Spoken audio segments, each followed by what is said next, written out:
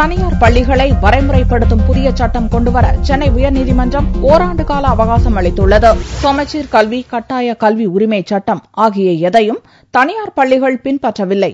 ஏற்கனவே உள்ள பழைய மெட்ராஸ் பல்கலைக்கழகம் ஆங்கிலேயர் காலத்தில் கொண்டுவரப்பட்ட சட்டமே தற்போது உள்ளது என்றும் புதிய சட்டம் கொண்டுவர வேண்டும் என்றும் பாமக முன்னாள் அமைச்சர் வேலு சென்னை உயர்நீதிமன்றத்தில் வழக்கு தாக்கல் செய்தார். இவ்வழக்கில் புதிய விதிமுறைகளை கொண்டுவரவும் ஒருங்கிணைந்த சட்டம் கொண்டுவரவும் உயர்நிலைக் குழு அமைக்கப்பட உள்ளதாக பள்ளிக் கல்வித்துறை சார்பில் புதனன்று மனு தாக்கல் செய்யப்பட்டது.